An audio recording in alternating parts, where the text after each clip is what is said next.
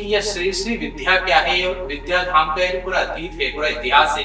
यह क्या है? पूज्य इंद्रेश जी, वे हमारे पूज्य गुरुदेव के कृपा पात्र हैं और उन्हीं की कृपा से उनका जन्म हुआ। ऐसे बहुत सारे भक्त अभी भी आश्रम में आते हैं जिनको कैंसर हो गया था। अच्छा। तो डॉक्टर ने कहा कि बस ये 4-5 दिन का ही मेहमान है, ज्यादा दिन जी नहीं पाएगा। पूज्य गुरुदेव के शरण में आया और उन्होंने आशीर्वाद दिया कि तुम्हें कुछ नहीं होगा, वो निरोगी है। उन्होंने देखा कि उनका आसन जो है वो आकाश मार्गी हो जाता था, मतलब जमीन से उनका आसन टूट जाता था। ये भारत में एकमात्र ऐसा मंदिर है जहाँ भगवान गणपति अपनी 5 पत्नियों के साथ, अपने पुत्र और पौत्र मतलब पोतों के साथ में कि क्या भगवान का मन इतना छोटा है क्या कि वो हमारे भूखे रहने से प्रसन्न होंगे? कि वो 12 घंटे की नौकरी करता है, अपने काम में लगा हुआ है, और तो उसके लिए सामान्य रूप से दिनचर्या कैसी होनी चाहिए, वो न्यूनतम क्या करे कि उससे ईश्वर प्रसन्न रहे? हिंदुत्व में पूर्व काल से ही महिलाओं को दूसरे दर्जे का माना गया है, उनको अधिकार नहीं दिए गए, मंदिरों में कई मंदिरों में प्रवेश नहीं दिया गया। तो क्या कुल देवी के कुल देवता का भी पौराणिक महत्व भी है? बचपन में गांव में जब हम थे तब वहां पर उस क्षेत्र में जब भी कोई विद्यार्थी पौरोहित्य सीखकर पांडित्य कर्म सीखकर आता था और जब वह कहता था कि मैं इंदौर के श्री श्री विद्या धाम से अध्ययन करके आया हूं, तो उसके प्रति सबकी दृष्टि श्रद्धा की हो जाती थी, सब झुक जाते थे। श्री श्री विद्या धाम ने कई वर्षों में ऐसे कई पुरोहित अध्ययनकर्ता कर्मकांड ब्राह्मणों को दिया है जो समाज का मार्गदर्शन कर रहे हैं। गौशाला के साथ श्री श्री विद्या ऐसे अनेकों प्रकल्प भी यहाँ चलते हैं। और एक पत्रकार के रूप में, एक पॉडकास्टर के रूप में मेरे लिए भी यह सौभाग्य है कि श्री श्री विद्या धाम के प्रमुख पूज्य महामंडलेश्वर जी का पॉडकास्ट करने का, उनका साक्षात्कार करने का सौभाग्य प्राप्त हो रहा है। बहुत बहुत स्वागत है यदि आपका इस पॉडकास्ट में। सबसे पहले तो यही प्रश्न है और ये जिज्ञासा भी है मन से अनेकों वर्षों की कि यह श्री श्री विद्या क्या है, ये विद्या धाम पे पूरा अतीत है, पूरा इतिहास है, ये क्या है? श्री गुरुभ्यो नमः। आज आप जहाँ बैठे हो, इस स्थान को श्री श्री विद्या धाम के नाम से जाना जाता है। श्री विद्या के नाम से इसलिए जाना जाता है क्योंकि यहाँ के मुख्य आराध्या भगवती श्री विद्या है। इस आश्रम की स्थापना हमारे पूज्य गुरुदेव ब्रह्मलीन स्वामी श्री गिरजानंद सरस्वती जी महाराज श्री ने की थी। उन्होंने यहाँ अनेक अध्यापन की दृष्टि से गुरुकुल की स्थापना करी थी। पूज्य महाराज श्री इंदौर नरेश के गुरु थे और आज़ादी के पूर्व से ही इंदौर उनका आगमन होता रहता था। पूज्य महाराज श्री जब इंदौर आते रहे, भगवती राजराजेश्वरी, क्योंकि वो ये अच्छे आराधक थे, परमोपासक थे, तो माता का साक्षात्कार उनको हुआ और माता ने उनको आज्ञा दी, इंदौर की इस धरा पर आप हमारी स्थापना की। तो उन्होंने इस आश्रम की नींव 1970 में रखी और 1970 में उन्होंने भगवती श्री राजराजेश्वरी पराम्बा ललिता की स्थापना का संकल्प किया और 1995 में पूज्य महाराज श्री ने भगवती श्री विद्या की यहाँ स्थापना की। तो श्री विद्या ऐसा माना जाता है धर्मशास्त्रों में कि श्री विद्या सभी विद्याओं की मुकुटमणि विद्या है। श्री विद्या सिरमौर विद्या मानी जाती है। श्री शब्द से ही हमें पता लगता है, श्री माने श्रेष्ठ, उत्कर्ष। जो उत्कर्ष वाली विद्या है, श्रेष्ठ विद्या है, उसके आगे श्री लगा हुआ है। जितनी भी विद्या है, कई प्रकार की विद्या होती है, वैसे विद्या का मुख्य प्रयोजन होता है कि उसके द्वारा हम किसी लक्ष्य को प्राप्त करें। तो शास्त्रों में, ऋषिदों में आता है सा विद्या या विमुक्त है, जिससे हमें अंतिम में मोक्ष प्राप्त हो जाए, हमें आत्मतत्व बोध हो जाए या भगवती का, परमेश्वर का साक्षात्कार हो जाए, उसी को श्री है। भगवान के बारे में आपने थोड़ा सा जिक्र छेड़ा है, लेकिन भगवान के बारे में संतों में, महंतों में, कथावाचकों में अनेकों प्रसंग चलते हैं। हाल ही में कुछ प्रसंग आए कि उनकी वाणी पर स्वयं सरस्वती का वास था, ऐसा एक कथावाचक ने कहा। उन्होंने उनके जन्म की कथा से बताई कि उन्होंने कहा था कि कुछ वर्षों बाद उनका जन्म होगा। तो ऐसे भगवान के कुछ आपको प्रसंग ध्यान हो जो आप जी बताना पूज्य महाराज श्री जो हमारे गुरुदेव थे, जिन्हें हम सभी लोग पूज्य श्री भगवान के रूप में जानते थे, वे परम योगी थे। उन्होंने अपने जीवन काल में 3 बार कायाकल्प किए। अच्छा, आज और एक कायाकल्प के विषय में ऐसा जाना जाता है कि कम से कम 100 वर्ष की आयु मनुष्य की है। ठीक।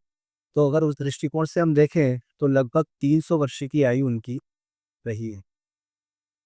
हरिद्वार के कुंभ में जो अभी 2010 में गया, उस कुंभ में उस समय पूज्य महाराज श्री थे। तो गुरुजी ने उस समय अपनी आयु बताई थी। उन्होंने कहा ये तीसरा कायाकल्प है उनको, और इस समय उनकी आयु 125 वर्ष। ऐसा उन्होंने अपने उद्बोधन में किया था। पूज्य गुरुदेव कई शास्त्रों में निर्बाध गति प्राप्त किए हुए थे। आयुर्वेद शास्त्र हो, धर्मशास्त्र हो, योग शास्त्र हो, और वेद आदि में भी उनकी निर्बाध गति। अभी आपका अभी आपने जिनका जिक्र किया, पूज्य इंद्रेश जी, वे हमारे पूज्य गुरुदेव के कृपा पात्र हैं, और उन्हीं की कृपा से उनका जन्म हुआ। एक बहुत अच्छे श्रीमद् भागवत के वक्ता हैं पूज्य श्री कृष्णचंद्र ठाकुर जी, और वे इनके सुपुत्र हैं। पूज्य महाराष्ट्री ने 95 में यहाँ उनकी भागवत करवाई थी पूज्य श्री भगवती।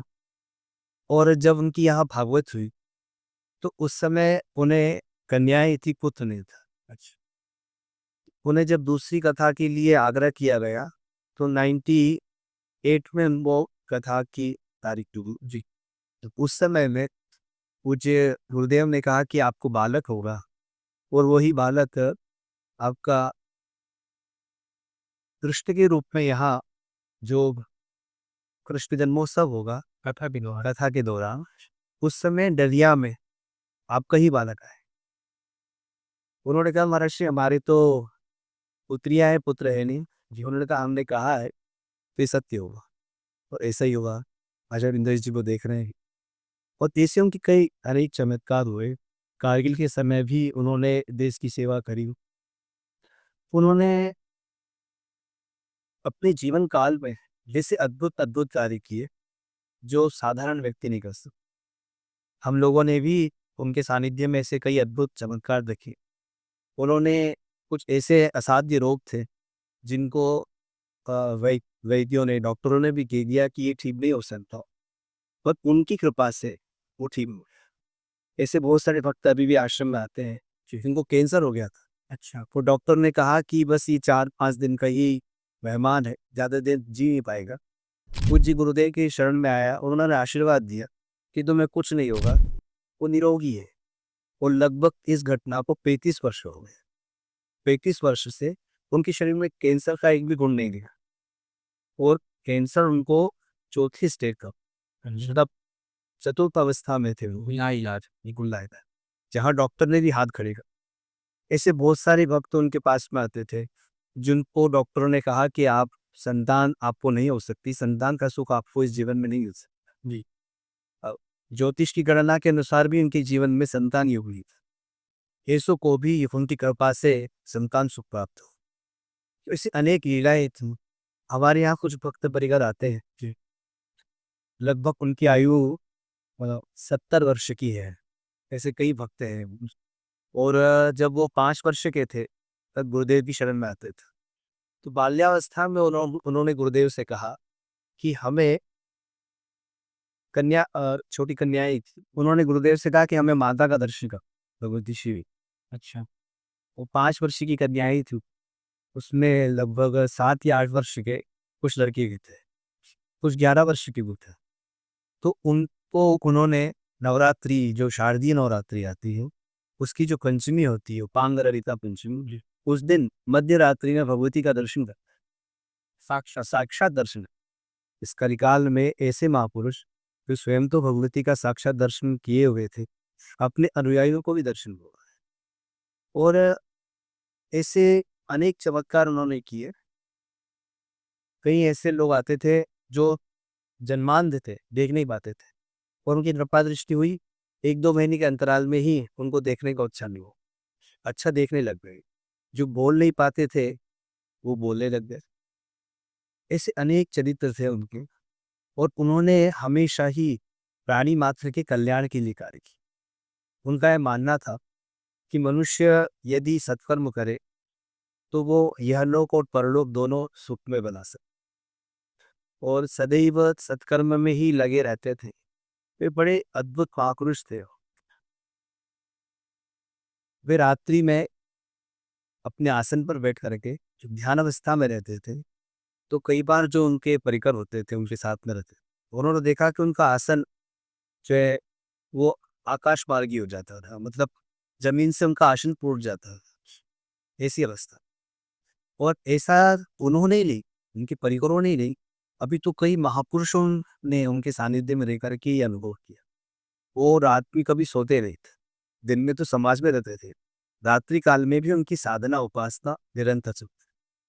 कभी हम लोगों ने भी उनको शयन करते हुए नहीं देखा कि पलंग पे जाकर के वो लेट गए। हमेशा उस दिव्य अवस्था में रहते थे, जिसको सहज समाधि कहते हैं योगियन, उस अवस्था में वो रहते थे हमेशा।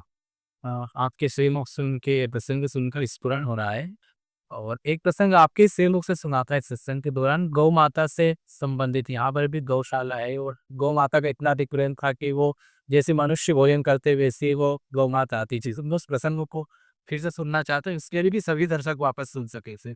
हमारे यहाँ उनकी बड़ी प्यारी गाय थी, तो वो गौ माता का नाम उन्होंने राधा रखा था। और राधा बड़ी बहुत सुंदर भी गई थी, वो गौरवर्णा थी। और उसकी ये विशेषता थी राधा की, कि राधा कभी भी अपने गले में रस्सी नहीं भरवाते, और गुरुदेव भी कभी उसके गले में रस्सी नहीं बांधते, कहते थे खुली रहने दो इन्हें। तो जहाँ उसकी इच्छा होती जाती थी, उसके लिए कहीं कोई रोक टोक नहीं थी।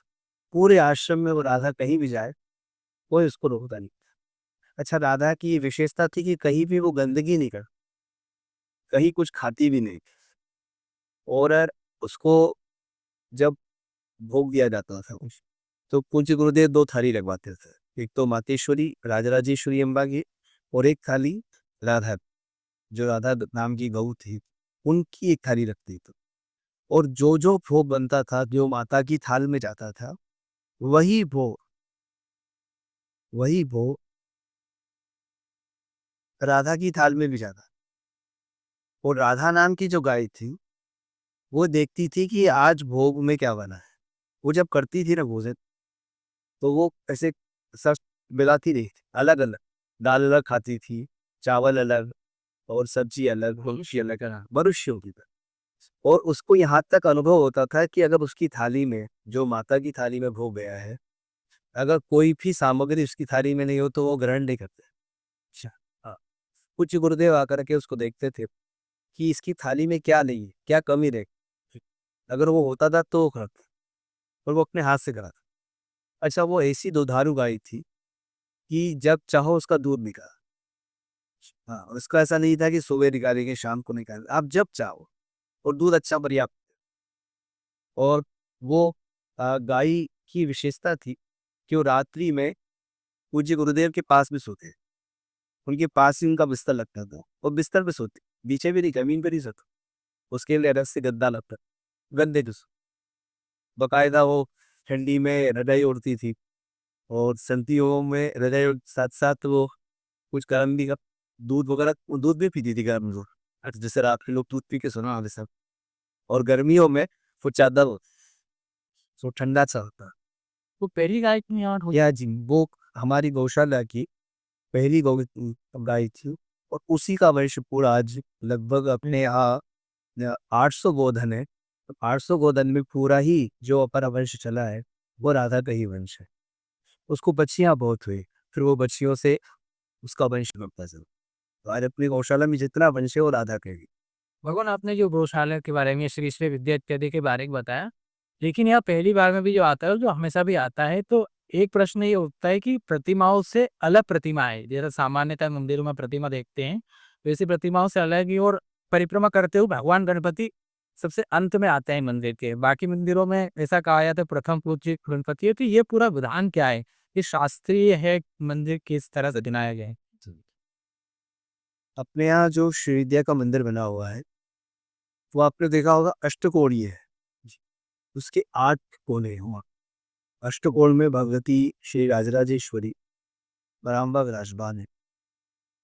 और आपने जब दर्शन किया होगा तो देखा होगा कि के माता शिव जी के ऊपर बैठी और शिव जी के नीचे 4 देवता है। तो वो एक सिंहासन का प्रतीक रूप है। सिंहासन में 4 पाए होते हैं।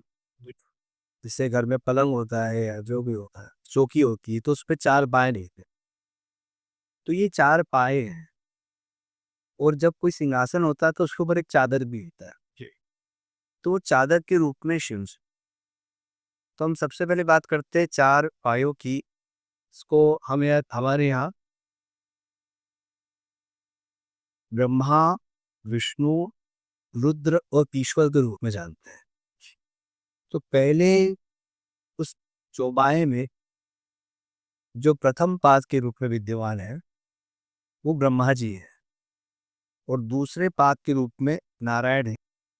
तृतीय पाद में भगवान रुद्र है। और चतुर्थ पाद में ईश्वर है, जिसको ईशान भी बोलते हैं। तो और ऊपर शिवजी चादर के रूप में लेटे हुए हैं। तो कोई भी आदमी जब बैठता है तो चौबाया होता है। चौकी पे बैठता, आप हम बैठे सिंहासन पे बैठे, फिर सिंहासन जिस पे टिका हुआ वो 4 इसके पाए हैं, 4 स्तंभों पर। तो 4 स्तंभ। तो जब हम बैठते हैं तो कुछ नीचे बिछोना होता है, आसन होता है, आसन हो गए। तो आसन ही सदाशिव है। जिसे हम ये मानते हैं कि जो सृष्टि है ये 5 कृत्यों में है। प्रथम है सृष्टि का सृजन, जो ब्रह्मा जी के रूप में होगा। और सृजन के बाद में दूसरी अवस्था आती है पालन की, जिसका दायित्व भगवान नारायण का है। और अच्छा, तीसरा निर्णय होता है संहार का। संहार कहते हैं अपने अंदर समेटना। कोई भी व्यवस्था होती है तो वो आगे चलती रहती है। इस सृष्टि का क्रम जो चल रहा है, रोटेशन, वो भले ही तुल्य है। इसका अर्थ होता है कि जीव कर्म कर रहा है, कर्म का फल भोग रहा है और फल भोग को आगे जा रहा है, फिर वापस नीचे आ रहा है। तो जो जीव यहाँ है वे आगे जाएंगे और जो आगे पहले से विद्यमान है लोकांतरों में, वो नया जीवन धारण करेंगे। तो उसके ऊपर जो उपसंहार की व्यवस्था है, उसके रूप में रुद्र वहां पर काय के रूप में गिरते। तीसरा होता है निग्रह। निग्रह का अर्थ होता है नियंत्रण। इस सृष्टि जो चल रही है नियंत्रण से चल रही है। जैसे समुद्र टिका हुआ है, समुद्र में इतना जल है, यदि समुद्र अपनी मर्यादा छोड़ दे, नियंत्रण छोड़ दे, तो हम लोग तो रह ही नहीं पाएंगे, ये पृथ्वी डूब जाएगी। सूर्य अपना ताप एक नियंत्रण में हमारे ऊपर छोड़ता है, पृथ्वी के ऊपर छोड़ता है। यदि सूर्य अनियंत्रित हो जाए तो उसके ताप से तो हम पृथ्वी पर रह ही नहीं पाएंगे। चंद्रमा अपनी शीतलता एक नियंत्रण में छोड़, यदि चंद्रमा अनियंत्रित हो जाए तो इतना शीतलता आ जाएगी कि हम रह नहीं पाएंगे। तो जितनी भी प्रकृति है अपने नियंत्रण में चलना, अगर ये अपना नियंत्रण छोड़ दे तो हम रह नहीं पाए। तो इस सृष्टि का जो नियंत्रण है उसका दायित्व जिनको मिला है वो ईश्वर है, जिन्हें ईशान कहते हैं। वो चतुर्थ बात। और अंतिम जो स्वरूप है वो है सदाशिव, जो चादर के रूप में है। उनका अर्थ है अनुग्रह। संसार काय से चल रहा है तो प्रेम से चल रहा है, नहीं से चल रहा है। हमारे अंदर प्रेम है, स्नेह है, करुणा है, वात्सल्य है। इसका स्वरूप ही शिव है। हम लोग सामान्यतः एक श्लोक में बोलते हैं कर्पूर गौरम करुणावतार। भगवान शंकर करुणामय है। और उन शिव के अंदर की जो करुणा है उन्हीं को शास्त्रीय दृष्टि में अरुणा कहा गया। और वो अरुणा ही भगवती श्री विद्या है, जो भगवान शंकर के नाभि कमल के ऊपर भगवान सदाशिव लेटे हैं। और उनके नाभि में से कमल निकला है और कमल के ऊपर 16 वर्षिया चतुर्भुजा भगवती श्री विद्या है। उनके हाथ में पाश है, पाश माने रस्सी है, अंकुश है, अंकुश आप जानते होंगे, देखा होगा कि हाथी चलाने वाले जो मावत होते हैं, तो हाथी को नियंत्रण करने के लिए अंकुश होता है।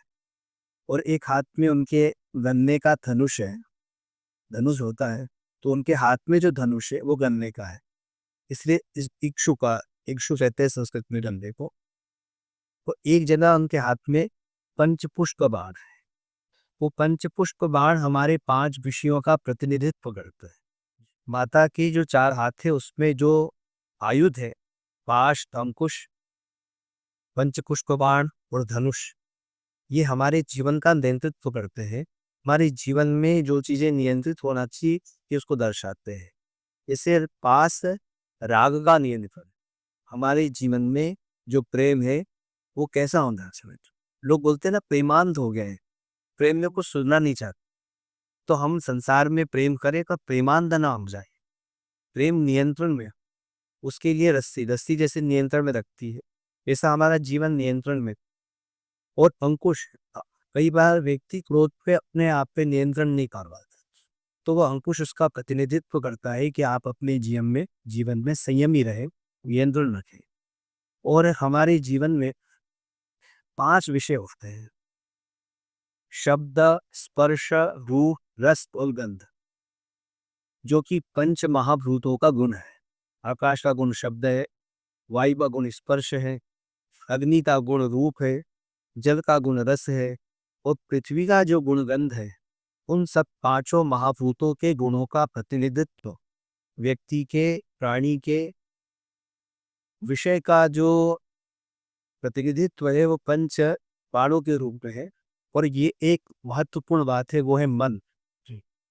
कोई भी व्यक्ति ऐसा नहीं है जो अपने मन पे नियंत्रण पा सके। कुछ देर के लिए तो कर लेता है, पर लंबे समय तक मन पे नियंत्रण रखना बड़ा कठिन होता है। तो हमारा मन कैसे नियंत्रित हो, उसको ये दर्शाता है इक्षु, जिसे गन्ना हो। तो इसे 4 आयुधों को धारण करने वाली त्रिनेत्र धारण भगवती शिव विद्या है, जिनका यहाँ पर आपने दर्शन किया। साथ ही आपने दर्शन करते समय देखा होगा कि यहाँ गणपति जी विराजमान है, जो 5 पत्नियों के साथ में विद्यमान है। ये भारत में एकमात्र ऐसा मंदिर है जहाँ भगवान गणपति अपनी 5 पत्नियों के साथ में, अपने पुत्र और पौत्र मतलब पोतों के साथ में रहते हैं। लाभ उनके पुत्र हैं और आमोद प्रमोद उनके पोते हैं। तो रिद्धि, सिद्धि, तुष्टि, पुष्टि और श्री, ये 5 उनकी पत्नियां हैं। भगवान गणपति भी। आपने पूछा था कि गणपति को हम देखते हैं कि अंतिम में दर्शन होता है, पर वो जो क्रम बना हुआ है भगवती के, क्योंकि माता है शिव की अर्धांगिनी है, तो अर्धांगिनी वांग जी, और माता के जो वामांग होते हैं वो पुत्र होते हैं। तो भगवती के वामांग में गणपति विद्यमान है, जो उनके पुत्र है, इसलिए उनको वामांग में स्थापित किया गया है। और भगवती की दक्षिणांग में भगवान शिव जी को स्थापित किया गया, शिवालय बना हुआ है। तो शिव और गणपति ये दोनों ही इनके साथ में हैं। अंदर माता के 2 सहचरियां हैं, जो वाणी और रमा है। वाणी कहते हैं सरस्वती को और रमा माने लक्ष्मी। तो लक्ष्मी और सरस्वती दोनों चवर डोला करके उनकी साधना उपासना कर रही। आप यहाँ भी देख रहे होंगे कि मातेश्वरी विद्यमान है और उनके साथ में 2 चवर हारबे लिए हुए, एक सरस्वती है और एक लक्ष्मी है। सरस्वती इसलिए कि जिसको भी ज्ञान की आवश्यकता है, विद्या की आवश्यकता है, वो जिनके शरण में जाएगा वो श्री विद्या। दूसरा श्री का अर्थ लक्ष्मी भी होता है जी। तो अगर आपको जीवन में सुख चाहिए, समृद्धि चाहिए, धन चाहिए, ऐश्वर्य चाहिए, तो आप उनकी आराधना कीजिए। वाणी रमा के द्वारा सेवित भगवती श्री विद्या यह विद्यमान। भगवान आपके संरक्षण में यहाँ पर गुरुकुल चलता है, अन्य आचार्य के संरक्षण में उनके मार्गदर्शन में चलता है। लेकिन देश में गुरुकुल की संख्या बढ़ भी रही है और बढ़नी भी चाहिए। लेकिन मतलब किसी का इसमें बुरा भाव भी नहीं है, लेकिन फिर भी गुरुकुल को चलाने के लिए उससे संचालक के कुछ नियम तो होने ही चाहिए। वे नियम क्या होते हैं? संचालक जो होता है, अपने आप में संचालक शब्द जो होता है मार्गदर्शक ही होता है, गति देने वाला। जो किसी भी कार्य को गति दे उसी को संचालक कहा जाता है। अपने यहाँ वैदिक गुरुकुल है और वर्तमान में अपने यहाँ वैदिक गुरुकुल में 200 विद्यार्थी अध्ययन कर रहे हैं वेदांतीन भर।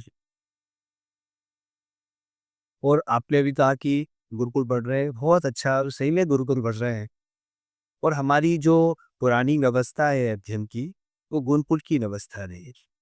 गुरुकुल आज का नहीं है, ये अनादिकाल हुआ है। रामकृष्ण अवतार में भी गुरुकुल था। हम लोग रामायण में पढ़ते हैं, गुरु गृह गए पढ़ना रघुराई।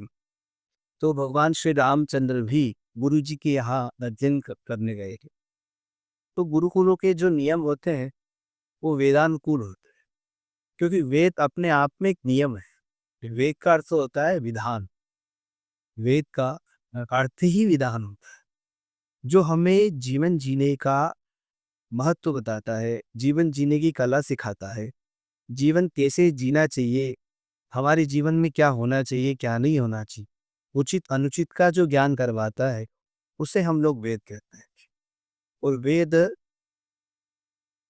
हमें बताता है कि गुरुकुलों में रहने वाले जो लोग होते हैं, एक अध्यापक और सिख छात्र दोनों को ही वेदानुकूल जीवन जीना चाहिए। तो संचालक का ये नियम होना चाहिए कि वो अपने जीवन को वेद के अनुसार ढाले सबसे पहले, क्योंकि संचालक जब तक वेद को नहीं समझेगा वो छात्रों को कैसे समझाएगा या वहाँ की व्यवस्था कैसे करेगा। तो सबसे पहले संचालकों का वेद के प्रति श्रद्धा आस्था होनी चाहिए और वेद वचनों में उन्हें विश्वास होना चाहिए। जिनको वेद वचनों में विश्वास होता है वो ही वेदानुकूल जीवन जी पाते हैं। तो वेद हमें ये सिखाता है कि प्रातः जल्दी उठो, संध्या करो, भारत संध्या उपासी, भगवान की पूजा करो, यज्ञ करो।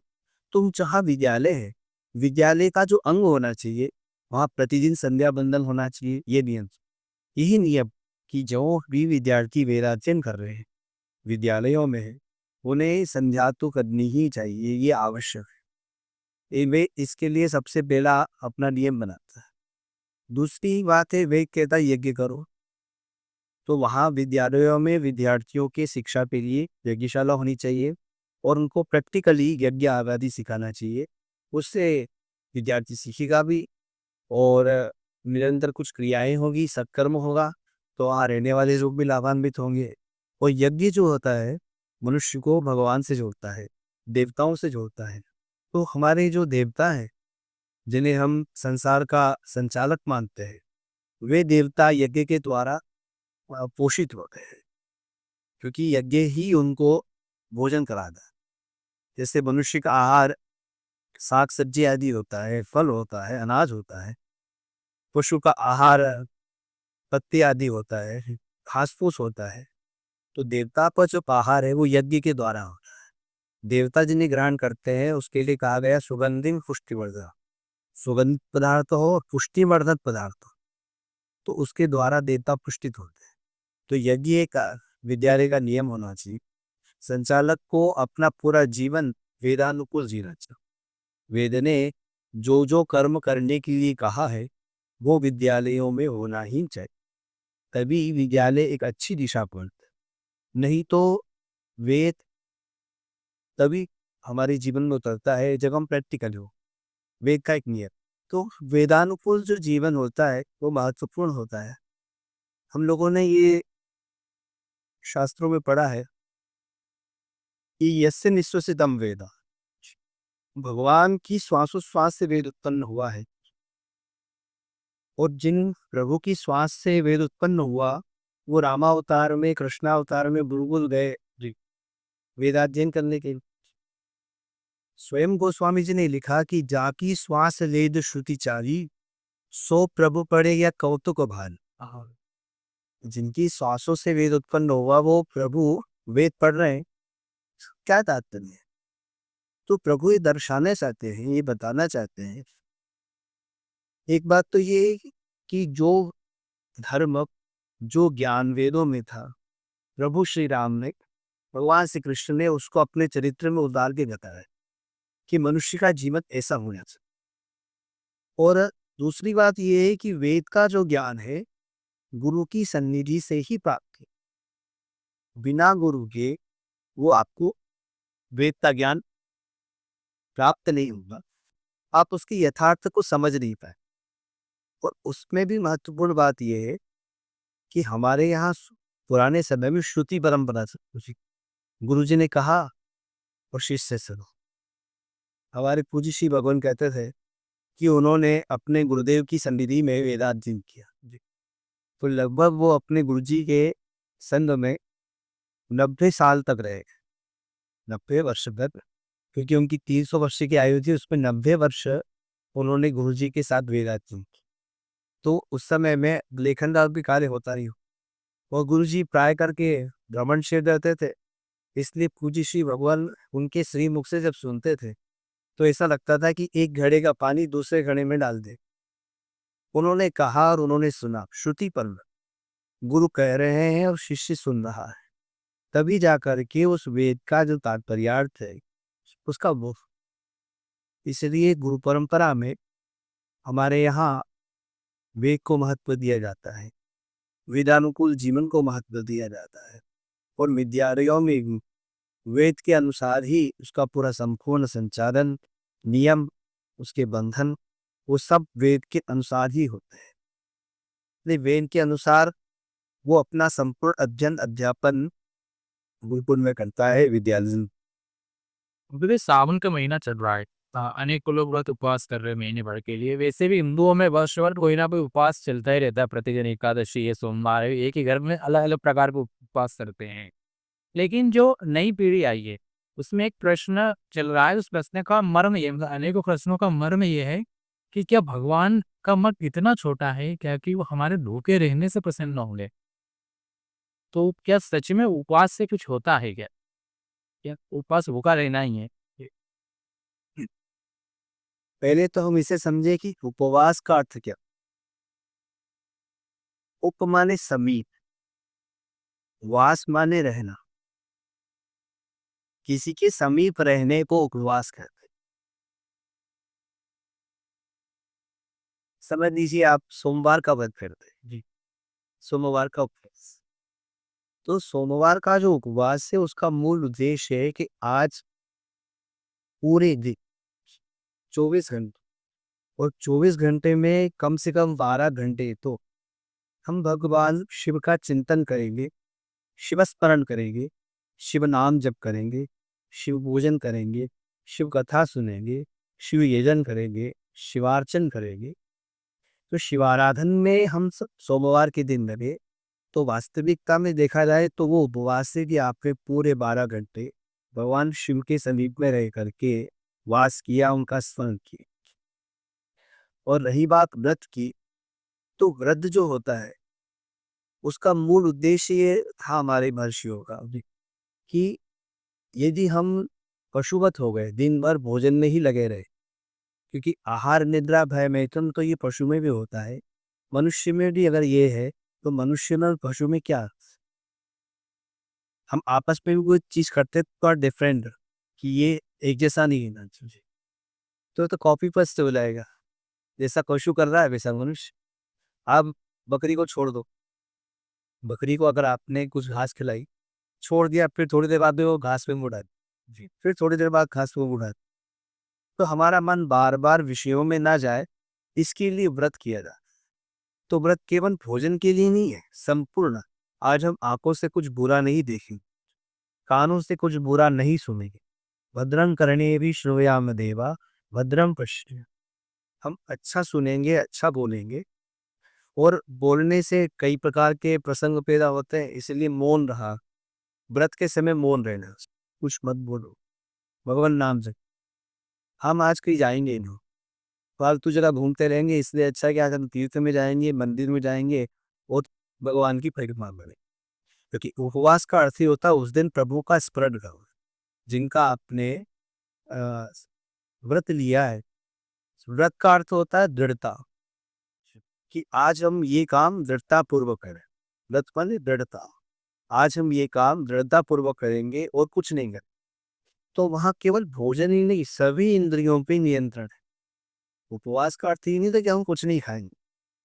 उस उपवास का मतलब है हमारी इंद्रियां कुछ विषयों पे नहीं रहे, क्योंकि भोजन करने से आलस्य आएगा, नींद ज्यादा आएगी, प्रमाद पैदा होगा, और शरीर में मल बनेगा। तो ये सब विक्षेप ना हो, इस कारण से उसमें कहा गया है कि फलाहार किया जाए। फलाहार इसलिए किया जाए कि आप थोड़ा सा ले, जिससे आपका शरीर चले, ताकि आपका मन विषयों में ना रहे। अन्य विषयों के प्रति आपके मन में आसक्ति ना बने, इसीलिए व्रत का विधान आया है। दूसरा ये बात भी है कि हम रोज भोजन करते हैं, तो जिससे कोई मशीन होती है वो चल रही होती है तो गर्म हो जाती है, तो आप उसको थोड़ी देर के लिए ठंडा रहो जी, कि अब थोड़ा बंद कर दिया जाए। 1 डेढ़ घंटे बाद हम फिर इसको मशीन को थोड़ा प्रारंभ करेंगे शुरू कर, ताकि वो मोटर खराब ना हो, नियंत्रण में रहे। तो 2400 घंटे मनुष्य भी भोजन करता रहा। 24 घंटे से मतलब एक ही 3-3 4 घंटे में। और आजकल तो जो जिम वाले होते हैं वो तो हर 2-2 घंटे में भोजन करवाते हैं। सुबह उठते ही शुरू हो जाता है, प्रातःकाल उठती ही तो भोजन में पशु जाता है। सुबह उठते ही बकरी चरने लग जाती। अगर मनुष्य भी चरने लग जाए तो मनुष्य जीवन होना व्यर्थ है। सुबह उठते ही तो नियंत्रण होना चाहिए। नियंत्रण ही हमारी मनुष्यता को दर्शाता है। पशु में नियंत्रण नहीं है, मनुष्य में नियंत्रण। तो हम कम से कम सप्ताह में 1 दिन तो अपने मशीन को, पेट को आराम दें कि अभी आज हम कुछ नहीं लेंगे, आज के दिन हम निराहार रहेंगे, कुछ नहीं खाएंगे। बहुत ज्यादा आवश्यकता रही कि भाई नियंत्रण नहीं हो पा रहा तो फला। तो उसी संदर्भ में ये व्रत की बात आती है कि मूल रूप से हमारी इंद्रियां उस दिन परमेश्वर का चिंतन करें, उसी का नाम व्रत है। व्रत वास्तविक शास्त्रीय दृष्टि से उसी को बोलते हैं कि सुनना, बोलना, चलना सब आज परमेश्वर के लिए होगा, बाकी कुछ नहीं। अभी आपने जो ये कहा कि सुबह से उठते ही खाने लग जाते हैं और आप, तो ये भी है कि दिनचर्या में बदलाव होने को आए हैं। तो ये कि सामान्य व्यक्ति का, मेरे जैसे व्यक्ति का भी ये प्रश्न है कि जो 12 घंटे की नौकरी करता है, अपने काम पे लगा हुआ है, और तो उसके लिए सामान्य रूप से दिनचर्या कैसी होनी चाहिए? वो न्यूनतम क्या करे कि उससे ईश्वर प्रसन्न रहे? बहुत अच्छा प्रश्न है आपका। युग बदल रहा है, देश बदल रहा है, पूरी दुनिया बदल रही है, तो स्वाभाविक है मनुष्य में भी बदलाव आएगा ही आएगा। और बहुत सारी चीजें बदली हैं। नहीं बदलने वाला वेद।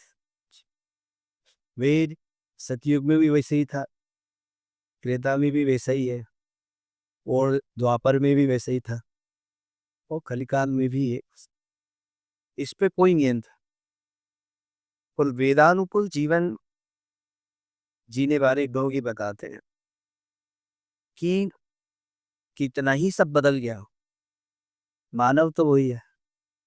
और अभी आपने कहा कि लोग व्यस्त बहुत रहने लगते हैं, तो देखने में आता है पहले लोग दिन में काम क्या करते थे, आजकल अर्थ की स्थिति के लोग रात में भी काम क्या करते हैं। तो हमारा ही मानना है कि 2400 घंटे में हमें, चाहे दिन में हो, दोपहर में हो, सुबह में हो, रात में हो या सायंकाल में हो, जो भी समय अनुकूल है, कम से कम 24 मिनट, और 24 नहीं हो तो उससे आधा तो उसको निकालना ही है। स्वाद ये 12 मिनट तो कम से कम हो, भगवान नाम जप है, ज्यादा नहीं तो।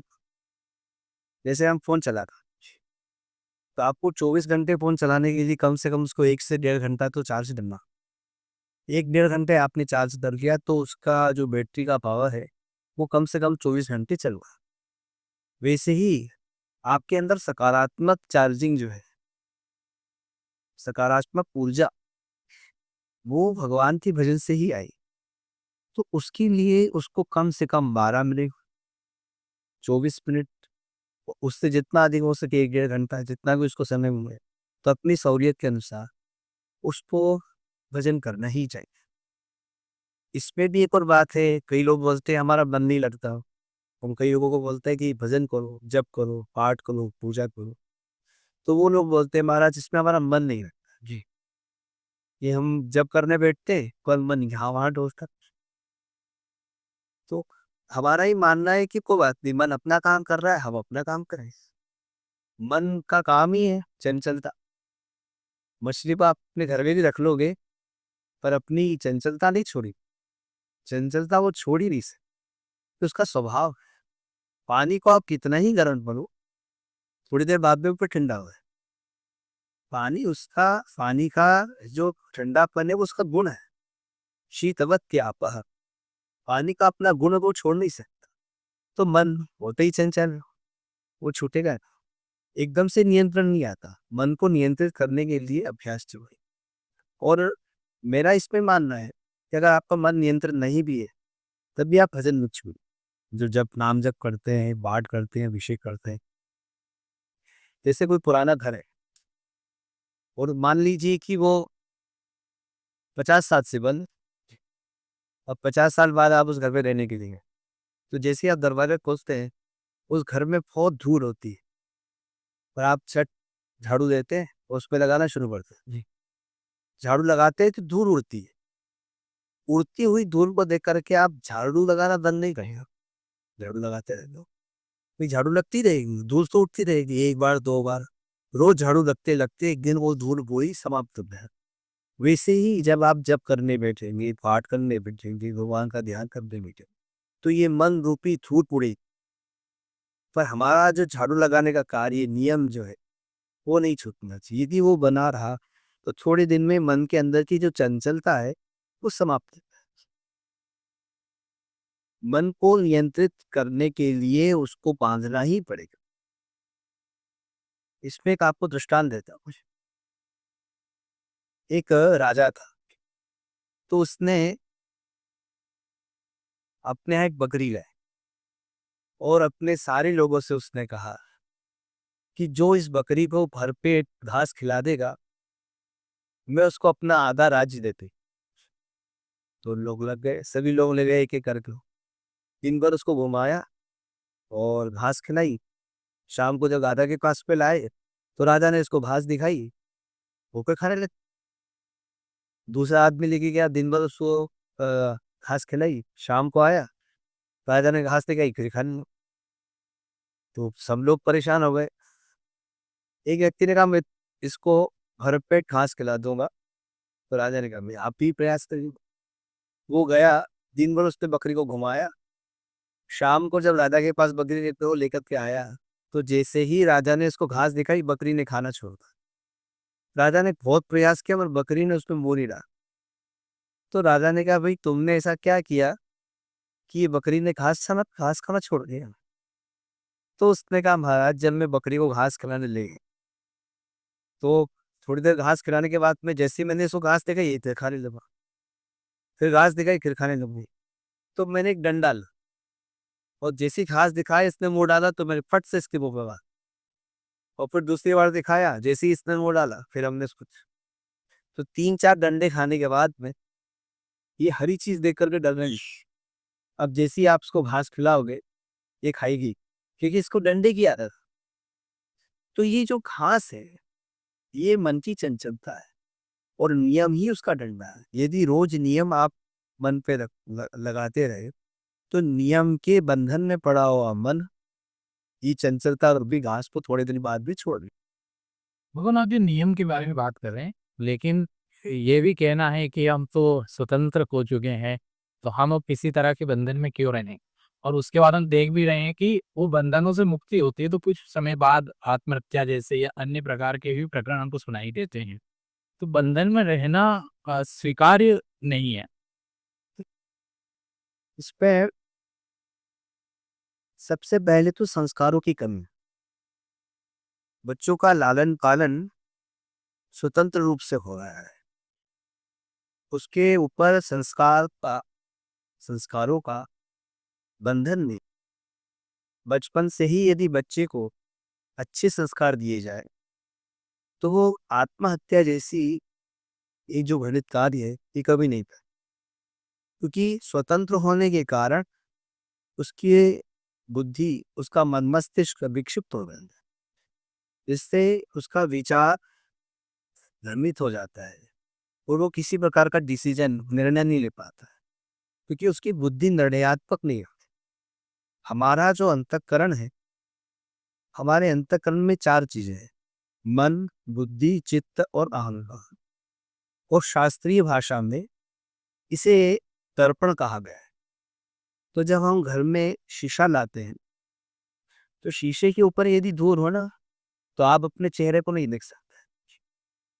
तो पहले आपको शीशे की धूल को हटाना पड़ता है, और जिस कील पे शीशा टंगा है यदि कील ठीक नहीं है और वो हवा से शीशा हिल रहा है तो हिलते हुए शीशे के अंदर भी दर्पण में भी आप अपने आप को नहीं देख पाएंगे।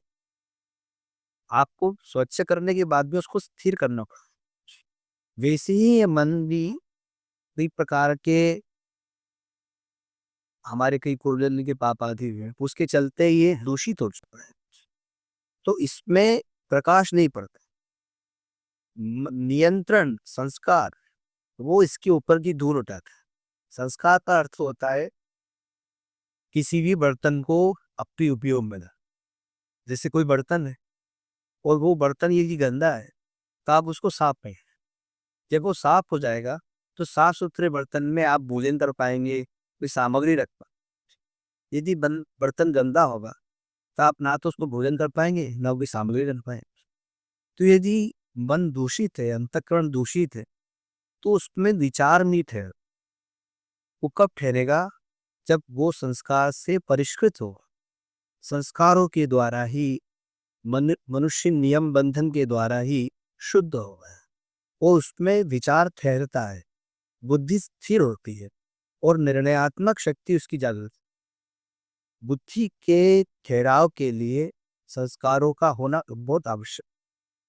तो आज के समय में हम जो ये देखते हैं कि बच्चे स्वतंत्र हो रहे हैं, तो स्वाभाविक है कि देश स्वतंत्र हुआ तो सब स्वतंत्र हो गए। पर स्वतंत्रता हमको गुलामी से मिली, अपने आचरणों से नहीं।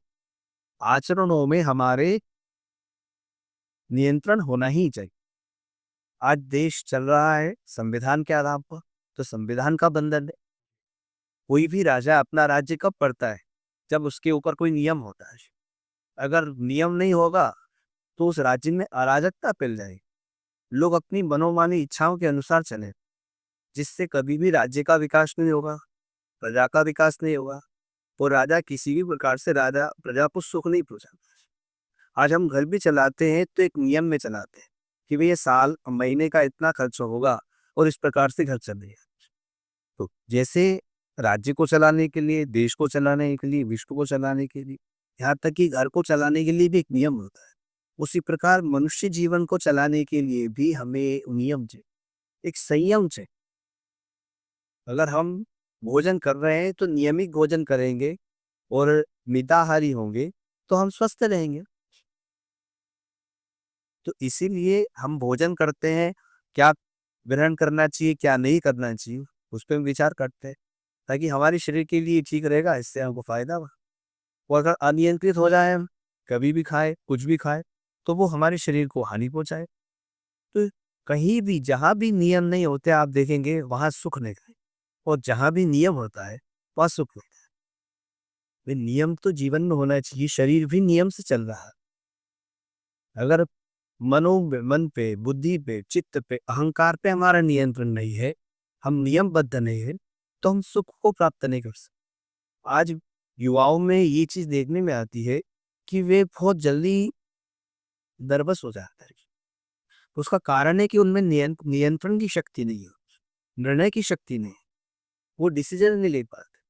आज भी बहुत सारे युवा कंफ्यूजन है, कंफ्यूज में जीवन जी रहे हैं। उनको यही नहीं पता है कि क्या करना है क्या नहीं करना, उचित अनुचित का ज्ञान नहीं है, उनके अंदर विवेक नहीं।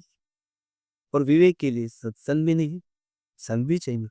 अच्छा संग मनुष्य को करना चाहिए, अच्छा संग करने से विचार अच्छे हो, और विचार जब अच्छे होंगे तब आप अपने जीवन में किसी प्रकार का नियंत्रण अपने जीवन में स्थापित कर पाएंगे, और वो नियंत्रण, वो नियम आपको किसी महान वस्तु की प्राप्ति करवाए। इसलिए युवाओं को अपने जीवन को नियमबद्ध करना चाहिए, अपने जीवन में जो कमियां है उसे दूर करना चाहिए। देखिए आपने देखा होगा युवाओं में कि कई युवाओं में ये बातें आती हैं कि हम ये डिसीजन नहीं ले पा रहे, और कोई भी बात को करते सोचने की वो होता नहीं, क्योंकि वो उस बात पे अमल नहीं करते, चलते नहीं उस लक्ष्य तक पहुंचने के। अगर आपको यहाँ से हरिद्वार जाना है तो आप बैठे बैठे हरिद्वार कैसे जाए? चलना पड़ेगा, गाड़ी में बैठना पड़ेगा, गाड़ी वहां तक छोड़ना पड़ेगा। आप विचारों से हरिद्वार कैसे जाए? मन से तो जा सकते हैं, पर शरीर से जाने के लिए आपको शरीर को वहां ले जाना ही पड़ेगा। उद्यमी सिद्धियंती।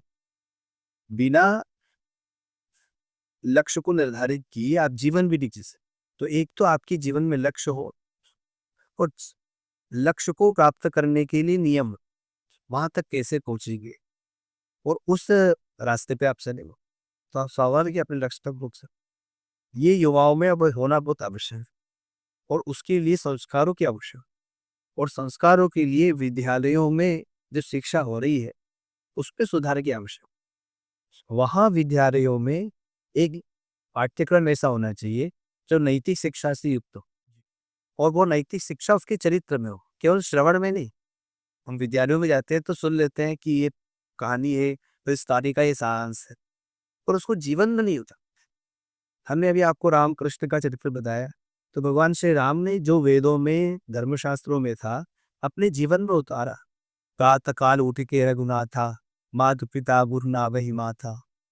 प्रातः काल जल्दी उठते थे, माता पिता गुरुजनों को प्रणाम करते थे, ये उनकी चरित्र में था। एक पत्नीवती रामो मर्यादा पुरुषोत्तम। भगवान ने नियम बनाया कि हम एक पत्नी रखी रहे। भगवान ने जब नियम बनाया कि हम दूसरा विवाह नहीं करेंगे तो उनके भाइयों ने भी यही कहा कि हम भी दूसरा विवाह नहीं करेंगे। जब भाई जिस रास्ते पे चल रहा है अन्य भाई भी उसी रास्ते पे चले, अनुजों ने भी उसी का अनुसरण किया। तो राजा कालस्य कारणम, राजा ही काल का कारण होता है। तो प्रजा ने भी उन सबका अनुसरण, प्रजा ने भी ये नियम बना लिया कि हम एक पत्नी रखी रहे। ये बहुत बड़ी बात है, एक बहुत बड़ा आदर्श है भगवान श्री राम जी का चरित्र जीवन में उतारने लायक। तो भगवान राम ने आप सोचिए जगह जगह अपने मर्यादा की नियम का पालन, कहीं भी अमर्यादित नहीं रहे। और वो मर्यादा हमें कहाँ से कहाँ ले गई। जीवन में दुख आया, वो दुख क्षणिक था, बाद में फिर सुख ही सुख रहा। तो हमारे जीवन में भी प्रारंभ में दुख आएगा, पर दुख से हमें कभी घबराना नहीं चाहिए, उसका सामना करना चाहिए। और उसके लिए हमारा जीवन धैर्यवान होना चाहिए। और धैर्य कब आता है? जब मनुष्य में नियंत्रण होता है। नियंत्रण ही उसके जीवन को महान बने, इसलिए नियंत्रण होना बहुत आवश्यक। भगवान आपने जो नैतिक शिक्षा पाठ्यक्रम विद्यालय के बारे में बताया, तो विद्यालय में पढ़ते समय तो ठीक है, लेकिन जब हम इंदौर में कॉलेज में आए तब हमने लड़कियों के मन में ये भाव देखा है कि हिंदुत्व में पूर्व काल से ही महिलाओं को दूसरे दर्जे का माना गया है। उनको अधिकार नहीं दिए गए, कई मंदिरों में प्रवेश नहीं दिया गया, कई अधिकार नहीं है। तो ये क्या है सत्य गैस? नहीं नहीं, जहाँ तक मेरा ऐसा मानना है कि हमारे यहाँ हिंदू धर्म में सनातन में तो यत्र नार्यस्तु पूज्यन्ते रमन्ते तत्र देवता, ये भावना है। जहाँ स्त्रियों का सम्मान होता है और जहाँ उनको महत्व दिया जाता है वहाँ देवता रमण करते हैं। आप देखेंगे तो अपने यहाँ सारा जो भी मनुष्य के जीवन में वस्तुएं आती है उपयोग में की, उन सब पे शक्ति का नियंत्रण है। विद्या, ज्ञान, तो ज्ञान की अधिष्ठात्री सरस्वती जी है। जीवन में धन चाहिए, सुख चाहिए, समृद्धि चाहिए, उसकी अधिष्ठात्री लक्ष्मी जी। भोजन चाहिए तो अन्न की अधिष्ठात्री अन्नपूर्णा है। हम जिस धरा पे रह रहे हैं इसकी अधिष्ठात्री भगवती पृथ्वी है, वसुंधरा है, और ये तो रत्न गर्भा है। तो हमारा संपूर्ण जीवन देखा जाए तो शक्ति से ही नियंत्रण। हम शिव तब बनते हैं जब हमारे अंदर शक्ति है। यदि शक्ति ना हो तो हम सब शव के समान, हम कुछ है ही नहीं। प्राण शक्ति के रूप में भी वही दिव्य शक्ति हमारे अंदर विद्यमान है। तो उनका जो प्रतिनिधित्व करने वाली शक्तियां हैं उसके लिए तो हमारे यहाँ धर्मशास्त्र में तो ऐसा नहीं कहा गया, पर हाँ ये जरूर देखने में आया कि पाश्चात्य संस्कृति आच्छादित जब देश रहा तब उस समय जो नारियों के साथ में हुआ वो अशोभनीय ही रहा है। पर धर्म की दृष्टि से यदि देखा जाए तो हमारे यहाँ कहीं भी नारी को ऐसे दूसरे दर्जे का नहीं माना गया, अपितु पहले दर्जा का माना गया। हमारे यहाँ भी कहते हैं कि पहला गुरु माँ होती है और बच्चा सबसे पहला अपने मुंह से जो शब्द निकालता है वो माँ ही होता है। मनुष्य की बात तो ठीक है, पशु पक्षी में विशेष करके पशुओं में गाय भैंस बकरी में भी आप देखेंगे तो उस पे भी सबसे पहले जो बच्चे के मुंह से निकलता है तो माँ है। और माँ में संपूर्ण जगत समाया हो। संपूर्ण जगत का सृजन करने वाली जो शक्ति है उनका प्रतिनिधित्व जो हमारे यहाँ माताएं कर रही हैं उसको हमारे यहाँ प्रथम पूजिया वंदनिया। हमारे यहाँ जब अपने यहाँ राजराजेश्वरी विराजमान है तो उनके ललिता सहस्त्र नाम है और ललिता के जो 1000 नाम है उन नामों में उनको बताया गया कि आप तो साक्षात मातेश्वरी स्त्री का रूप भी है, पुरुष का रूप भी है, सभी रूपों में, क्योंकि ब्रह्म है तो सभी रूपों में विद्यमान है।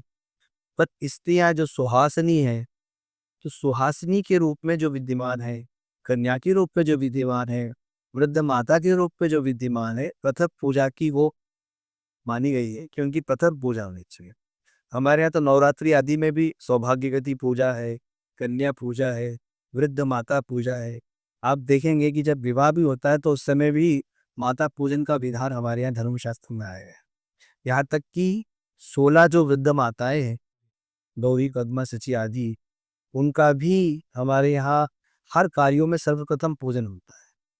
छोटे से छोटा कोई कार्य हो तब भी उनके पूजन का विधान हमारे यहाँ धर्मशास्त्र में माना गया है। ये जो बात आई है, ये पाश्चात्य संस्कृति वाले लोगों की है। उन्होंने हमारे हिंदू कन्याओं के अंदर, माताओं के अंदर, हिंदू धर्मावलंबियों के अंदर इस तरह की भावना को प्रदूषित किया है। पूज्य पूरी पीठ वाले शंकराचार्य जी महाराज वे हमेशा कहा करते हैं कि जब देश आज़ाद हुआ तो देश की आज़ादी के समय अंग्रेजों ने कुछ चीज़ें ऐसी कर दी शिक्षा आदि में, जिससे देश मन के माध्यम से, विचारों के माध्यम से गुलाम ही बना रहा। महापुरुष का ये मानना है कि हमारे यहाँ अंग्रेजों ने देश आज़ादी के समय संस्कृत साहित्य में, हिंदी साहित्य में और हमारी जो नैतिक शिक्षा आदि में ऐसा कुछ हेर फेर किया जिससे हमारे यहाँ विचार अधिक दिए, ठीक है, प्रभाव पड़ा। यही तो हमारे यहाँ माता को बड़ा महत्व दिया गया है। जब हम पूजन करते हैं कोई से भी तो श्रीमन महागणाधिपति मंत्र आता है, सभी देवताओं का ध्यान होता है, उसी में आता है ग्राम देवता प्रणवा, स्थान देवता प्रणवा, कुल देवता प्रणवा। लेकिन यह भी हमारी पीढ़ी में आ रहे हैं, क्योंकि ये मैं उस पीढ़ी के साथ रहता हूँ तो ये प्रश्न आ रहे हैं मेरे मन में। तो वो कहते हैं कि जो कुल देवता या कुल देवी माने गए, वो उस समय की जो मान्यताएं होंगी उनके कारण गाँव में पूर्वजों में मान लिए होंगे, लेकिन इनका पौराणिक या वेदों में कोई आधार नहीं है। तो अब जो बड़े शहरों में आ गए, बेंगलोर में आ गए, इंदौर में आ गए, 3-4 किलो हो गई, वो उनके कुल देवी देवता के स्थान भी नहीं जानती है, क्योंकि अब कुल देवी के कुल देवता का कोई पौराणिक महत्व भी है। हाँ हाँ, क्यों नहीं है, बड़ा महत्व है। हमारे यहाँ अगर आप महाभारत को उठा के देखोगे तो भगवान श्री कृष्ण अपनी जो कुलदेवी है उनकी आराधना करते हैं। आप अभी द्वारकाधीश मंदिर पे जाएंगे जो गुजरात पे विद्यमान है, तो भगवान की जो कुलदेवी है भद्रकाली, वो भगवान के मंदिर के ऊपर एक मंदिर है, वहाँ विद्यमान है आज भी। तो ये पौराणिक है। ये जो मान्यता है कुलदेवी देवताओं की, इससे हमारा कुल चला है। जिस कुल में हम आए हैं उन कुल में जितने भी हमारे पूर्वज हुए हैं, जैसे होता क्या है कि कोई संख्या आपको गिनना होती है, जी।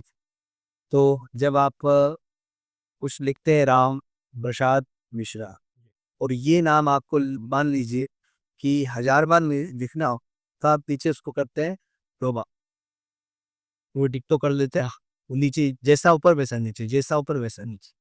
वैसे ही कुल देवताभ्यो नमः कहने से उस कुल में जितने भी महान लोग हुए हैं, अच्छा, जिनके द्वारा हमारा कुल समृद्धशाली हुआ है और जिससे ये प्रारंभ हुआ है, उनसे लेकर के आज तक में जितने भी हमारे महान कुल के पूर्वज आदि हुए हैं, जो देव स्वरूप हुए हैं, उन सबको प्रणाम है।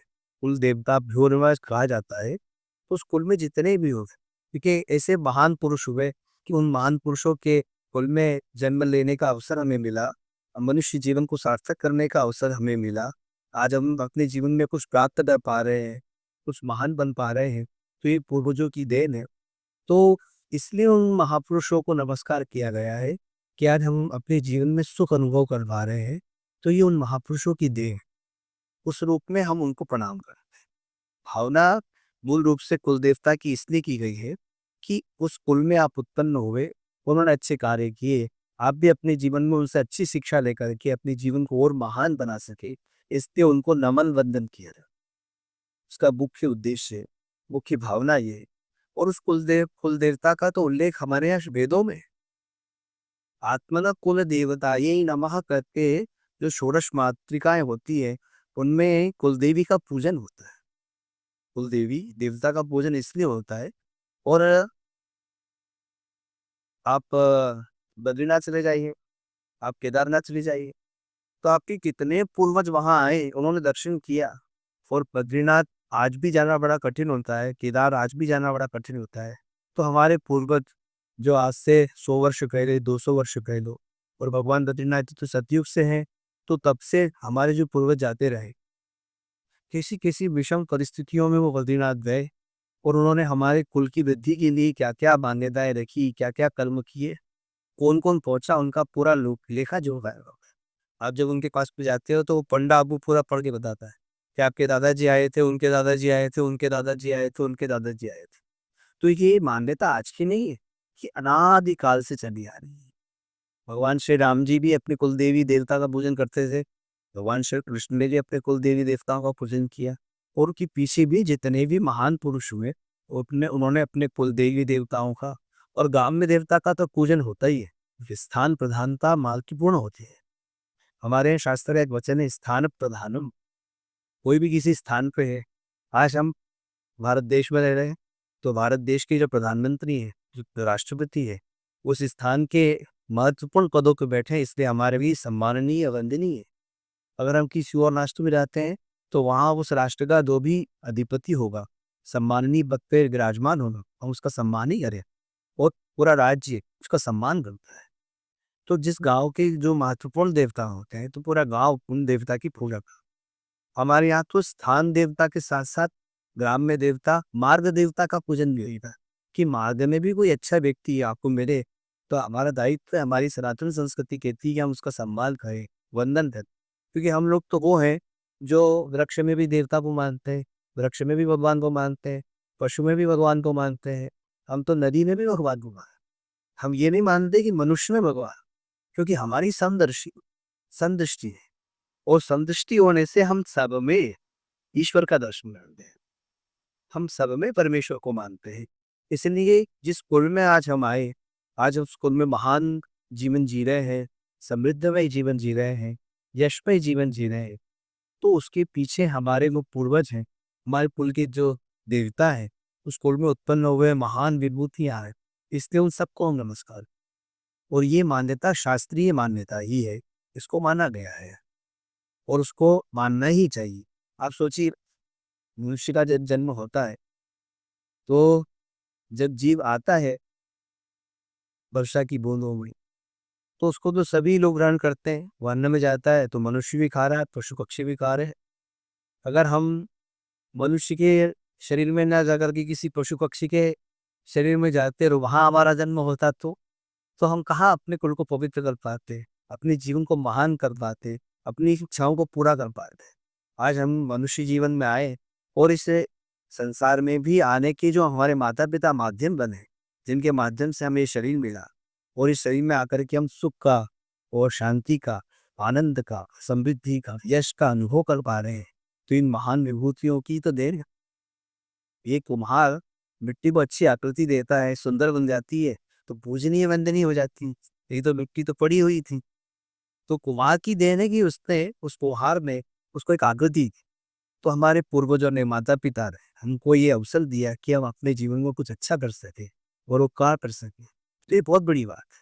इसलिए उनका हमें सदैव आदर करना चाहिए। कहीं गांव से निकल रहे हो, जब पुल में कोई कार्य हो रहा हो, किसी स्थान पे हो, तो ग्राम्य देवता, कुल देवता, स्थान देवता, इनको नमस्कार करना ही चाहिए। यथा योगी इनसे जो हो सके इनकी सेवा पूजा अर्चना हमें करनी चाहिए।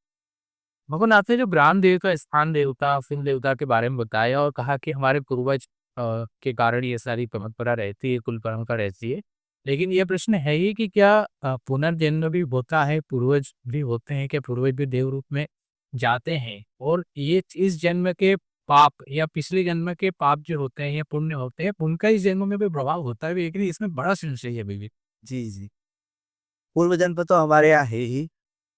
भगवान जगतगुरु आदि शंकराचार्य जी ने लिखा, पुनरपि जननम पुनरपि मरणम पुनरपि जपति जठरे शयनम। तो बार बार जन्म और मृत्यु तो ये स्वाभाविक ही है, ये होता ही है। हम सनातन के लोग मानते हैं कि जो जन्म जातस्य ध्रुवं मृत्यु ध्रुवं जन्म प्रत्यस्य, जिसका जन्म हुआ उसकी मृत्यु निश्चित हो, और मनुष्य की कर्मानुसार ही उसको जन्म मिलेगा। क्योंकि मनुष्य जो कर्म करेगा उसका फल उसको भोगना पड़ेगा। कर्म किए बिना कोई रह नहीं सकता, कर्म तो सबको करना है, और जब कर्म करोगे तो उसका फल होगा ही होगा। अवश्य में वक्तव्यम रतम कर्म शुभाशुभ, शुभ हो चाहे अशुभ दोनों ही कर्म का फल भोगना पड़ता है। तो ऐसी स्थिति में मनुष्य जो भी कर्म करता है उसका फल भोगने का। एक और बात है, हम पूर्व जन्म में तो बात की बात है, अभी हम देख ले, अगर आपने कोई कर्म किया है तो उसका फल तुरंत मिलता है। समझ लीजिए आपने किसी को नमस्कार किया है, ये नमस्कार जी, तो सामने वाला नमस्कार करे, वो किसी किसी को गाली दे दी, एक गाली देगा वो 10 गाली सुना देगा उसको, तो ये कर्म का फल तुरंत मिलता है। तो हम जो भी कर्म करते हैं उसका फल हमको मिलता ही मिलता है। अब रही बात ये है कि अगर हमने कोई अनुचित कर्म कर, अशुभ कर्म कर, तो पाप बन के आएंगे, और पाप का फल ये है कि फिर वो हमारे जीवन में दुख, अशांति, क्लेश, रंजगम आदि लाएगा। तो उससे निवृत्ति का ये है कि पहले तो अपने कर्मों को शुद्ध करें। शुभ कर्म से अशुभ कर्म नष्ट होगा, तो हम शुभ कर्म करें, पुण्य कर्म करेंगे, अच्छे कर्म करें। और दूसरा है भगवान नाम जप, भगवान का नाम जब जरूर करें। शुभ कर्मों को भी कभी मनुष्य को नहीं छोड़ना चाहिए, कर्म तो करना ही है तो शुभ कर्म करें, और साथ ही भगवान नाम जब, जो हमने आपको बताया कि नियमबद्ध रही, कुछ भी नियम दे रहे कि हम अगर एक बार भी वो भगवान नाम जप सकता है तो भी उसके लिए मतलब बड़ा कल्याण करेगी। इसका मतलब ये नहीं कि एक ही बार गौर से नाम जप करे, कुछ भगवान का मंत्र जप करे। पर तुलसी जी ने लिखा है कि तुलसी जाके मुखने मुखते हो धोक्यो निकसत नाम राखी राखी पगखी पगतरी और मोरे तनु को चाह। इसका अर्थ है कि यदि किसी के मुख से धोखे से भी भगवान नाम निकल रहा है तो कल्याणकारी होगा। जैसे मिश्री है, तो मिश्री को आप मन लग रहा है तो खाओ, नहीं लग रहा है तो खाओ, तब भी वो कल्याण मतलब मधुरता देती है। वैसे ही अच्छे कर्म मन लगे तो करो, नहीं लगे तो करो, करोगे तो वो आपके पाप को शांत करो, नष्ट करो। वैसे ही जैसा हमने पूर्वजों को कहा इत्यादि कहा कि अतृप्त आत्माएं भी होती है क्या, जिनके दर्पण इत्यादि नहीं होते हैं। हमारे यहाँ माना जाता है कि जिनकी अकाल मृत्यु हो गई, जिनको शुभगति नहीं मिली, वे सब भूतादि प्रेतादि योनियों में रहते हैं, वही अतृप्त होते हैं। और जब तक उनको भूतादि प्रेतादि योनियों से मुक्ति नहीं मिलेगी तब तक वो अतृप्त बने रहेंगे। और अपने जो कुल के लोग हैं, हो सकता है उनको परेशानी भी दे, इसलिए उनका दायित्व है कि उनके निमित्त कुछ ना कुछ करें। अगर वो उनके निमित्त कुछ करेंगे तो स्वाभाविक है वो जहाँ भी होंगे उन तक पहुँचे। समझ लीजिए आपका बच्चा विदेश में पढ़ता, और विदेश में जो बच्चा पढ़ रहा है, अभी तो आपकी शादी नहीं हुई, आपके बच्चे से अर्थ है कि अगर ये बच्चा विदेश में पढ़ता है तो वो यदि विदेश में पढ़ रहा है उससे वहाँ पैसे की जरूरत है, तो यहाँ हमने उसके अकाउंट में पैसे डाल दिए, तो उस पर उसके अकाउंट में जो पैसा डला है, तो जो आपने करेंसी यहाँ डाली वो करेंसी वहाँ चलती नहीं तो मिलेगी नहीं, वहाँ तो वही करेंसी मिलेगी जो चलती है। अमेरिका में तो कोई इंडियन डॉलर चलती है, इंडियन करेंसी नहीं होती, वहाँ की करेंसी अलग होती है, डॉलर चलता है, पर उसका जो मूल्यांकन है वो मिल जाए। वैसे ही हमारे जो पूर्वज कहीं भी हो, किसी भी योनि में हो, अगर हमने उनके निमित्त जो यहाँ किया है उसका जो मूल्य है, उसका जो फल है वो उनको मिल जाएगा। यदि पशु होंगे चारे के रूप में मिल जाएगा, पक्षी होंगे तिनके के रूप में मिल जाएगा, यदि मनुष्य होंगे तो अन्नादि के सुखादि के रूप में मिल जाएगा, देवता होंगे तो अन्य रूप में मिल जाएगा, पर वो मिलेगा ना। इसलिए अपने पूर्वजों के लिए हमें शुभ कर्म करना चाहिए, अपने कल्याण के लिए भी शुभ कर्म करना चाहिए। तो यदि हमसे कोई अनुचित कार्य होगा तो समय रहते उसका प्रायश्चित कर लेना चाहिए, और मनुष्य के जीवन को सार्थक बनाने के लिए वेदांतकुल जीवन जीना चाहिए। इस पॉडकास्ट के अंतिम कड़ी में चलते हैं, और वो बड़ी जिज्ञासा की कड़ी है। अभी प्रयाग में महाकुंभ संपन्न हुआ है 2028 में, हमारे ही उज्जैन में ही है। तो उसमें क्या सहयोग कर रहे हैं, क्या तैयारी है, एक बार उसके बारे में बताइए। तो हम अभी जो गत कुंभ गया प्रयाग का, तो वहाँ आपने देखा ही कुंभ कितना सुंदर, भव्य, दिव्य, मंगलमय, आनंदमय रहा। एक कुंभ में अनेक महाविभूतियों का दर्शन हमको भगवत कृपा से सुलभ हो जाता है। मनुष्य जीवन की सार्थकता है कि वो अच्छे कार्यों में लगे, अच्छे विचारों में लगे, महान विभूतियों का दर्शन करे, अपने जीवन को मंगलमय पथ पे चलाए। और कुंभ आदि के माध्यम से ये सुलभ हो पाता है। तो प्रयाग में इनका सुंदर कुंभ रहा।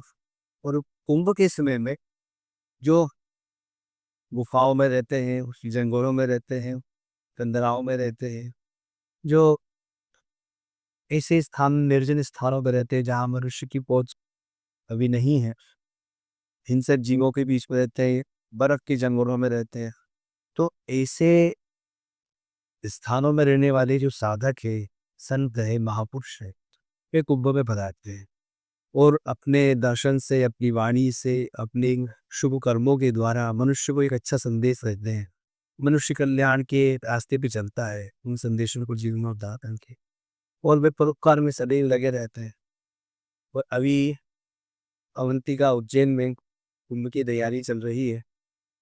क्षिप्रा का पवित्र तटस्थल है और भगवान महाकाल का वन। उज्जैन अपने आप में मोक्षदायी नगरी है, तीर्थस्थल है, सप्तपुरियों में एक है, 12 ज्योतिर्लिंगों में से एक है, 51 शक्तिपीठों में से एक है। तो सभी प्रकार से सुरम्य है, शोभनीय है और साधना का एक स्थल है। तो अभी वहाँ कुंभ की तैयारी बड़ी सुंदर अच्छी चल रही है। हमारे आदरणीय श्री मोहन यादव जी, जो मध्य प्रदेश के मुख्यमंत्री है, वे बड़े यशस्वी मुख्यमंत्री हैं, बहुत अच्छा कार्य कर रहे हैं। सहयोग की बात है कि वो उस क्षेत्र के हैं, उज्जैन की इनकी जन्मस्थली है, उज्जैन विधानसभा के है और बड़ा अच्छा कार्य करवा रहे हैं। हमारे यहाँ संतों में भी बड़ी सुंदर लहर चल रही है और अब तो संभवतः सुनने में आया है कि उन्होंने वहाँ संतों को रहने के लिए स्थायी निर्माण की भी कोई परमिशन दी है। इससे संत वहाँ पर स्थायी निर्माण कर पा रहे हैं। स्थायी निर्माण हो जाने से ये होगा कि संत लोग वहाँ पर सतत रह करके साधना उपासना करते रहें। तो तैयारियाँ जो अभी हमको सुनने को मिला है कि अच्छी चल रही है और जोरों शोरों से चल रही है। अभी चूंकि चातुर्मास चल रहा है, इसलिए अभी उज्जैन में महाकाल के दर्शन करने के लिए जा नहीं पाए। यदि वहाँ गए तो जरूर देखकर क्या ये कि वो तैयारियाँ कैसे चल रही है। पर हमारे मन में भी प्रसन्नता है कि कुंभ आ रहा है और कुंभ के लिए हम भी साधना उपासना के साथ साथ अच्छे विचारों के साथ में वहाँ जाना चाहते हैं, ताकि युवाओं को एक अच्छी दिशा दे सके, वो अच्छी शिक्षा दे सके। और फिर हम युवाओं से ये प्रार्थना करेंगे, वो सभी लोगों से, कि वे अपने जीवन को नियमबद्ध जो कुछ भी जो हमारे आसपास गुरुजन रहते हैं उनके पास पे जाकर के अपने कल्याण के लिए छोटे से छोटा साधन पर उतारे, उन जीवन को महान। क्योंकि मनुष्य जीवन बड़ा अनुभव है, ये ऐसा नहीं कि बार बार मिलेगा। आप अपने जीवन में कोई काम करते हैं, अगर एक बार बिगड़ गया तो उसको दूसरी बार अच्छा लग, तीसरी बार अच्छा लगेगा, क्योंकि आपके पास में अवसर है। पर मनुष्य जीवन ऐसा है कि तो ये बार बार अवसर नहीं मिलता। आज शरीर छूटा तो दूसरी बार आपको शरीर मिलेगा, इसकी कोई गारंटी नहीं। तो इसी शरीर में, इसी जीवन में हम क्या अच्छा कार्य कर सकते हैं, उस पर हमें विचार करना चाहिए। और हो सके तो कम से कम ज़्यादा नहीं तो 12 मिनट ही भगवान शंकर का नाम ही जप लेना, तो उसका मन शांत हो जाए। रामायण में नारद जी का प्रसंग है। नारद जी को क्षोभ हो गया किसी कारणवश, तो भगवान श्री नारायण ने उनसे कहा, जाई जपो शंकर सतनामा, हृदय हो तो तुरत ही मिश्राम।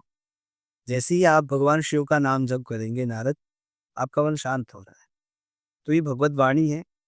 और धर्मशास्त्र तो विश्वास पे चलता है। यदि आपके अंदर विश्वास, भगवान ने सभी को एक बात कही है, माता सभी को, कि यदि आपने विश्वास पूर्वक जप किया है तो आपका कल्याण हो। मंत्र जाप मम दृढ़ विश्वास। यदि आपने विश्वास पूर्वक मंत्र का जप किया होता है तो निश्चित है कि आपका कल्याण। अभी मैं आपको बता रहा था कि शब्द में बड़ी शक्ति होती है। 100 लोग बैठे हो और उसमें से कोई उठ के बोल दे, अरे सांप आ गया, तो सब लोग खड़े हो जाएंगे, भयभीत हो जाएंगे। सर्प आया कि नहीं आया ये बात अलग है, पर सर्प शब्द सुनते ही भय उत्पन्न हो जाएगा। तो शब्द अपना प्रभाव छोड़ता है। तो साधारण शब्द में जब इतनी क्षमता है, तो जो भगवान नाम से सना हुआ शब्द होगा वो जब हम जब करेंगे तो स्वाभाविक ही हमें कल्याण सूर्य जाएंगे। इससे अच्छा उपसंहार इस संवाद का क्या ही हो सकता है। और प्रत्येक पॉडकास्ट के बाद हम कहते हैं, मैं कहता हूँ कि एक सार्थक संवाद हुआ, लेकिन या तो सत्संग ही हो गया। तो ये कि भगवान आपकी ही कृपा है, हमें आपने जिस समय दिया, के लिए बहुत बहुत